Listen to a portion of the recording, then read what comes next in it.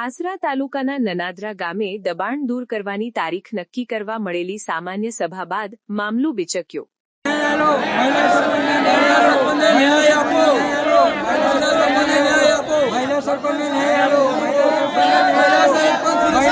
નનાદરા ગ્રામ પંચાયતમાં ગામના વિવિધ વિસ્તારોમાંથી દબાણો દૂર કરવા માટેની વ્યૂહરચના અને તારીખ નક્કી કરવા માટે એક સામાન્ય સભાનું આયોજન કરવામાં આવ્યું હતું. સભા દરમિયાન જ વાતાવરણમાં ઉત્તેજના જોવા મળી હતી, પરંતુ સભા પૂર્ણ થયા બાદ જ્યારે સરપંચ અને અન્ય સભ્યો બહાર નીકળ્યા ત્યારે દબાણ હટાવવાના મુદ્દે જૂની અદાવત અને મતભેદો સપાટી પર આવ્યા હતા. સરપંચ કૈલાશબેન પરમારના પતિ મહેશભાઈએ નોંધાવેલી ફરિયાદ મુજબ સભા પત્યા બાદ કૈલાશબેન ઘરે જઈ રહ્યા હતા ત્યારે બસ સ્ટેન્ડ પાસે ઠાસરા તાલુકા ભાજપ સંગઠનના મહામંત્રી ભરતભાઈ રાઠોડે તેમને રોક્યા હતા. આક્ષેપ છે કે ભરતભાઈએ દબાણ કલેક્ટર આવશે તો પણ નહીં હટે તેમ કહી ગાળાગાળી કરી હતી અને મહિલા સરપંચ સાથે ઝપાઝપી કરી તેમનું અપમાન કર્યું હતું. આ ઘટનામાં જ્યારે અન્ય મહિલાઓ છોડાવવા વચ્ચે પડી ત્યારે મામલો વધુ ઉગ્ર બન્યો હતો. ફરિયાદમાં જણાવ્યું છે કે ચંદ્રિકાબેન રાઠોડ સહિતના અન્ય વ્યક્તિઓએ સપનાબેન અને સરપંચ કૈલાશબેનને ગળદાપાટુનો માર માર્યો હતો. આ મામલે પોલીસે ભરતભાઈ રાઠોડ, દીપકભાઈ રાઠોડ, સુમિત્રાબેન અને ચંદ્રિકાબેન વિરુદ્ધ ગુનો દાખલ કરી કાયદેસરની કાર્યવાહી હાથ ધરી છે. બીજી તરફ ભાજપ અગ્રણી ભરતભાઈ રાઠોડે પણ વળતી ફરિયાદ નોંધાવી છે. તેમણે જણાવ્યું હતું કે તેઓ બપોરે પાન બીડીના ગલ્લે ઊભા હતા ત્યારે સરપંચ કૈલાશબેન, મહેશભાઈ અને જગદીશભાઈ સહિતના લોકોએ ત્યાં આવીને અમને કેમ ગાળો બોલે છે તેમ કહી વિવાદ કર્યો હતો. ભરતભાઈના જણાવ્યા મુજબ સામેના પક્ષે લાકડીઓ સાથે તેમના પર હુમલો કરવાનો પ્રયાસ કર્યો હતો અને જાનથી મારી નાખવાની ધાકધમકીઓ આપી હતી. વધુમાં તેમણે જણાવ્યું હતું કે દબાણ બાબતના આક્ષેપો ખોટા છે અને જો કોઈ દબાણ હશે તો સરકારના આદેશ અનુસાર હું કાઢી દઈશ. નનાદરા ગામમાં બનેલી આ ઘટનાને પગલે સ્થાનિક રાજકારણમાં ગરમાવો આવી ગયો છે. ઠાસરા પોલીસે બંને પક્ષોના નિવેદનોના આધારે ગુનાઓ નોંધીને તજવીજ હાથ ધરી છે.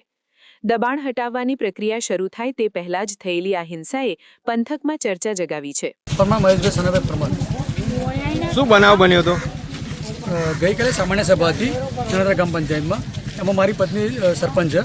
મારી સરપંચ અને જ્યારે સામાન્ય સભા પૂરી થઈ અને બહાર નીકળતા સાથે મને 5 મિનિટ પછી ફોન કર્યો કે પાછા આવવાનું. શું થયું તો કે મહામંત્રી ભરતભાઈ પ્રતાપભાઈ રાઠોડ એ મારી પર હુમલો કર્યો છે.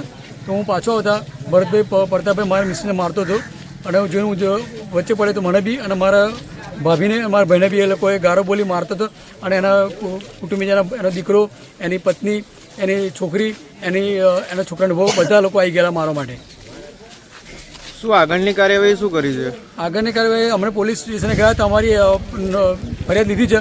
હજુ સુધી કોઈ પોલીસ અમારી જોડે આવી નથી. અમે 3 કલાક સુધી ગઈકાલે દવાખાના બેઠા હતા પણ દવાખાના બી પોલીસ આવી નથી. પછી માંડ અમે ફોન કરવાથી પોલીસ અમારી જોડે આવી અને અમારું નિવેદન લીધું અને હજુ પણ પોલીસ અમારે કોઈ ન્યાય આપ્યો નથી. મારી પત્ની સુરક્ષિત નથી નનાદરા ગામમાં, હું એટલું સમજું છું. કારણ કે મહામંત્રી ભારે છે, માથા ભારે માણસ છે અને પોતાના પદ માટે એ ગમે તે પ્રકારનું કાર્ય કરે એવું મને દેખાય છે અને એ કરશે જ, કારણ કે એની નીતિ જ એવી છે. સરકાર પાસે શું અપેક્ષા રાખો? સરકાર પાસે એવું કે મને મારી પત્નીને અને મને ન્યાય મળવો જોઈએ. જો મારી પત્ની સુરક્ષિત નથી તો ગામના લોકો, ગામના જે આગેવાનો છે, ગામના જે બેન દીકરીઓ છે, સામાજિક પ્રથા લોકો છે, એ લોકો કેવી રીતે સુરક્ષિત હોય? મારું નામ કૈલાસબેન મહેશભાઈ છે. હું જાતે સરપંચ છું ગામ નનાદરાની. શું ઘટના બની હતી? અમારે પંચાયતમાં મીટિંગ ચાલુ હતી. ત્યાં પછી અમારી શાની મીટિંગ હતી? ગામ સામાન્ય સભાની મીટિંગ ચાલુ હતી. દબાણ હટાવવાની તારીખ અમે નક્કી કરતેલા અને અમે પછી મીટિંગ પૂરી કરીને બહાર નીકળ્યા તો મહામંત્રી અમારી જોડે ઝાપાઝાપી કરી. એ અગાઉ તમે નોટિસો આપી હતી?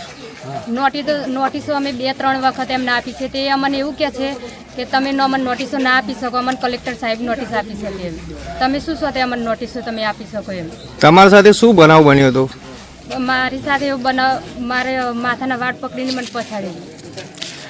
તમે આગળ કાર્યવાહી કરી છે? હા. રાઠોડ ભરતભાઈ પ્રતાપભાઈ, ઠાસરા સંગઠન મહામંત્રી, ગામ નનાદરા. શું ઘટના બની હતી? ઘટના બપોરના સમયે હું ઠાસરા નનાદરા બસ સ્ટેન્ડ પાનના ગલ્લે બેઠો હતો. બીજી બાજુ અહીંથી 100 મીટર દૂર નનાદરા ગ્રામ પંચાયતમાં મિટિંગ ચાલતી હતી. ત્યાંથી ગામના સરપંચ કૈલાસબેનનો મહેશભાઈ નીકળતા હતા. તો મને ખોટો આક્ષેપ કરીને ગાળો કેમ બોલ્યા છો તમે, આવું કરીને થોડા મને ધક્કા મૂકી માર્યો હતો અને તને જાનથી મારી નાખીશ, ફરી જોઈ લઈશું. ત્યાર પછી મેં ઠાસરા પોલીસ સ્ટેશન ફરિયાદ આપી. દબાણનો મુદ્દો જે એકદમ પાયાવિહોણો છે.